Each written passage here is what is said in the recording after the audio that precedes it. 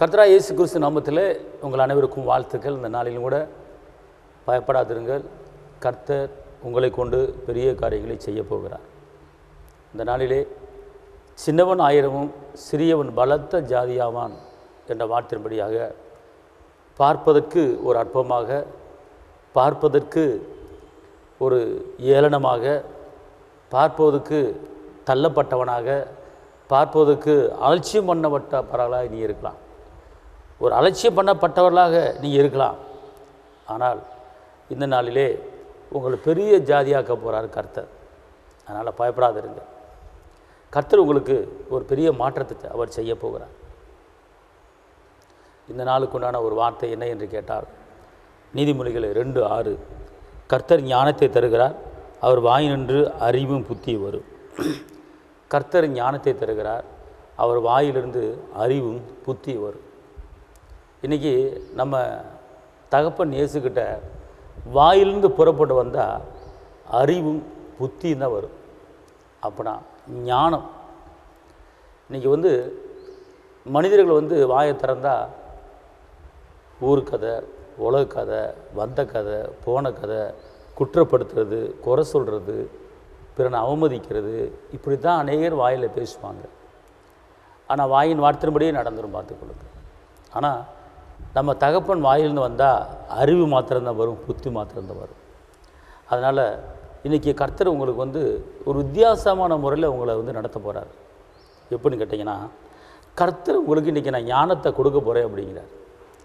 இந்த வார்த்தையை கேட்டு கொண்டு இருக்கிற அருமையான தேவ பிள்ளைகளே, இன்றைக்கி நான் உங்களுக்கு ஞானத்தை கொடுக்க போகிறேன்.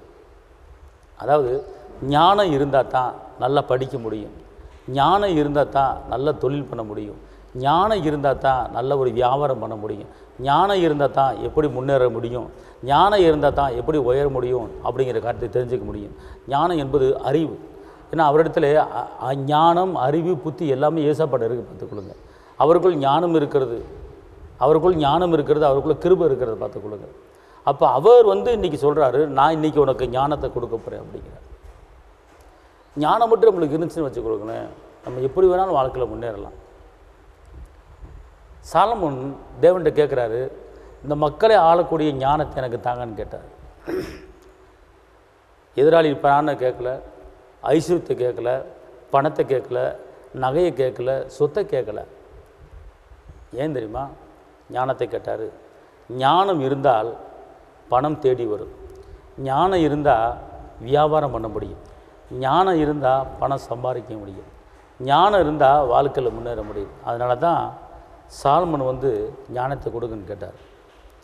ஆனால் தேவன் சொன்னார், நீ ஞானத்தை கேட்டபடியால் ஞானத்தோடு கூட உனக்கு ஐஸ்வர்யத்தை தருகிறேன் என்று சொன்னார். பார்த்தீங்களா? ஞானத்துக்கு பின்னால் ஐஸ்வர்யம் வருது. அதனால் இன்றைக்கி நீங்கள் ஒரு காரியத்தை ஏசப்பட்டு கேளுங்க, ஆண்டவரே தொழில் பண்ணி சம்பாதிக்கிறதுக்கு நல்ல ஞானத்தை தாங்க. ஒருவேளை நீங்கள் வியாபாரம் பண்ணுற ஆளாக இருக்கலாம், தகப்பனே வியாபாரம் பண்ணி சம்பாதிக்கிறது நல்ல ஞானத்தை தாங்க. ஒருவேளை நீங்கள் ஊழியம் பண்ணுகிற ஆளுகளாக இருக்கலாம், ஒருவேளை சபை நடத்துகிற ஆளுக இருக்கலாம், ஒருவேளை சுவிசேஷர்கள் இருக்கலாம், ஒருவேளை வேதத்தை போதிக்கிறவர்களாக டீச்சராக இருக்கலாம். ஆனால் நீங்கள் என்ன செய்யலாம்? தகப்பனை வேதத்தை போதிக்கும்படியாக, வேதத்தை வியாக்கியானம் பண்ணக்கூடிய ஒரு கிருபியை, ஒரு ஞானத்தை எனக்கு தாங்க அப்படின்னு சொல்லி நீங்கள் கேட்கலாம். மாத்திரமல்ல, படிக்கிற பிள்ளைகள் ஆண்டவர் நல்ல ஞாபக சக்திக்கு நல்ல ஞானத்தை தாங்க அப்படின்னு சொல்லி கேட்கலாம். ஏன்னா வசனம் சொல்லுகிறது, ஒருவன் ஞானத்தில் குறைவாக இருந்தால் என்னிடத்தில் கேட்க கடவுள்னு சொல்லப்பட்டிருக்கிறது.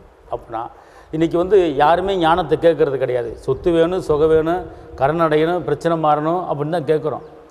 ஆனால் நல்லா கவனிங்க, தேவன்கிட்ட சாலமோன் ஞானத்தை கேட்குறாரு. உனக்கு என்ன வேணும்னு கேட்ட உடனே எவ்வளோ இருக்குது உலகத்தில் கேட்க வேண்டியது, எவ்வளோ இருக்குது. ஆனால் அவர் ஞானத்தை மட்டும்தான் கேட்டார். ஞானத்தை கேட்டனால ஐஸ்வர்யம் பின்னாடியே வந்துருச்சு. அதே போல் இந்த கால வேளையில் இந்த வார்த்தையை கேட்டு கொண்டு இருக்கிற அருமையான தேவ ஜனமே, நீங்கள் ஏசப்பாட்ட இந்த கால வேளையில், தகப்பனே இன்றைக்கி நான் குடும்பத்தை நடத்துறதுக்கு எனக்கு ஞானம் வேணும், பிள்ளைகளை வளர்க்குறதுக்கு ஞானம் வேணும், படிக்கிறதுக்கு ஞானம் வேணும், தொழில் பண்ணுவதுக்கு ஞானம் வேணும், ஊழியம் பண்ணுவதுக்கு ஞானம் வேணும், போதிக்கிறதுக்கு ஞானம் வேணும், வியாபாரம் பண்ணுவதுக்கு ஞானம் வேணும். அதனால் எனக்கு இன்றைக்கி ஞானத்தை தாங்க. நான் எப்படி சம்பாதிக்கணும், நான் எப்படி வாழ்க்கையில் முன்னேறணும், எப்படி எல்லாரும் போல நம்ம வாழ்க்கையில் முன்னேறணும் அப்படிங்கிற அந்த ஞானத்தை நீங்கள் ஏசப்பாட்டு கேளுங்க.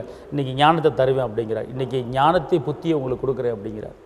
அதனால் இன்றைக்கி கர்த்தர் ஒரு பெரிய காரியத்தை செய்ய போகிறாரு. சின்னவன் ஆயிரமும் சிறியவன் பலத்த ஜாதி ஆகணும். அப்படின்னா நீங்கள் பார்க்குறதுக்கு சின்ன ஆளை தெரியலாம், ஆனால் கர்த்தர் உங்களை பலத்த ஜாதியாக மாற்ற போகிறாரு. அதுக்கு என்ன வேணும் அப்படின்னு கேட்டிங்கன்னா ஞானம் இருந்தால் தான் நீங்கள் மாற முடியும், ஞானம் இருந்தால் தான் உயர முடியும். நல்லா தெரிஞ்சு கொடுங்க. யாக்கோபு எப்படி வாழ்க்கையில் முன்னேறினார்? ஞானத்தினால முன்னேறினார். புள்ளி போட்ட குட்டியை போடுறதுக்கு என்ன பண்ணார்? செனாடு தண்ணி குடிக்க வரும்போது மரப்பட்டையை போட்டு குட்டி போட பூரா புள்ளியை போட வச்சார். ஞானமாக செயல்பட்டார் யாக்கோபு. ஒன்றும் இல்லாமல் வெறும் ஆளை தான் போனார் பார்த்துக்கொள்ளுங்க. ஆனால் பாருங்கள், சீமானா வர்றாரு திருப்பி. அதே போல் தான் ஞானம் வேணும் நம்மளுக்கு. எப்படி சம்பாதிக்கணும், எப்படி வாழ்க்கையில் முன்னேறணும். ஈசாக்கு விதவிதித்து 100 மடங்கு அறுவடையை பார்த்தார். அவர் துறதோன்னு இடமெல்லாம் தண்ணீர் வந்தது. அவர் செஞ்சதெல்லாம் வாய்த்ததுங்க. அதனால் இன்றைக்கி நீங்கள் தனிமையில் இருக்கிறீங்களா? ஒருவேளை நீங்கள் ஒதுக்கப்பட்ட நிலைமையில், தள்ளப்பட்ட நிலைமையில் இருக்கீங்களா? நீங்கள் செய்கிற காரியம் எதுவுமே வாய்க்காமல் போகிறதா? தொழில் பண்ணி நஷ்டத்தில் இருக்கிறீங்களா? வியாபார நஷ்டத்தில் இருக்கிறதா? ஊழியத்தில் வாழ்க்கையில் முன்னேற முடியாமல் இருக்கீங்களா?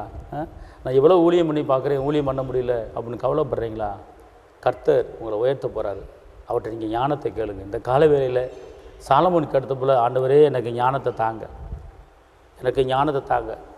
ஒருவேளை பிள்ளைகளை படிக்க வைக்க முடியாமல், பிள்ளைகள் கீழ்ப்படியாமல் இருக்கா, பிள்ளைகளை வளர்க்குறதுக்கு எனக்கு ஞானத்தை கொடுங்க அப்படின்னு சொல்லி பெற்றோர்கள் நீங்கள் கேட்கலாம். பிள்ளைகள் படிக்கிற பிள்ளைகள் நல்லா படிக்கிறதுக்கு நல்ல அறிவை ஞானத்தை தாங்கன்னு சொல்லி பிள்ளைகள் கேட்கலாம். அப்போ எல்லாமே ஞானத்துக்குள்ளே அடங்கியிருக்கிறது. அதனால் இந்த நாளிலே, இந்த கால வேளையிலே ஏசப்பட்ட ஞானத்தை கேளுங்க. அவர் சொல்லிட்டார், உங்களுக்கு ஒரு ஞானம் குறைவாக இருந்துச்சுன்னா என்கிட்ட கேளுங்க, நான் தர்றேன் அப்படின்னு சொல்லிட்டார் யாக்கோபில். அதனால் இன்றைக்கி கர்த்தர் உங்களுக்கு ஞானத்தை கொடுக்க போகிறாரு. நீங்கள் வாழ்க்கையில் முன்னேற போகிறீங்க. கர்த்தர் பெரிய காரியங்களை செய்வார். உங்களுக்கு நான் ஜெபிக்கிறேன். தகப்பனே இயேசுவே, நன்றி உள்ளத்தோடு துதிக்கிறேன், ஸ்தோத்திரிக்கிறேன். உன்னதரிமை துதிக்கிறேன், உயர்ந்தவரிமை துதிக்கிறேன், அற்புதரிமை துதிக்கிறேன், அதிசயரிமை துதிக்கிறேன். இந்த நாளில் கூட சாலமோன் கழித்த ஞானத்தை தேவ பிள்ளைகளுக்கு தாங்க. இந்த கால வேளையிலே யாரெல்லாம் ஞானத்தை கேட்குறாங்களோ ஞானத்தை கொடுங்க. குடும்பம் நடத்துறதுக்கு ஞானத்தை தாங்க, தொழில் பண்ணுவதுக்கு ஞானத்தை தாங்க, வியாபாரம் பண்ணுவதுக்கு ஞானத்தை தாங்க, ஒருமனமாக இருப்பதுக்கு ஞானத்தை தாங்க, சமாதானமாக இருப்பதுக்கு ஞானத்தை தாங்க. தேவ கிருபை, தேவ பலன், தேவ பாதுகாப்பு கூட இருக்கட்டும். இந்த நிகழ்ச்சியை பார்க்குற ஒவ்வொரு ஆஸ்வதிங்க ரத்த கோட்டைகளை மறைத்துக் கொள்ளுங்க. இயேசுவின் நாமத்தில் பிதாவே, ஆமென். கர்த்தர் உங்களை ஆசீர்வதிப்பார். தேவனுக்கு மகிமை.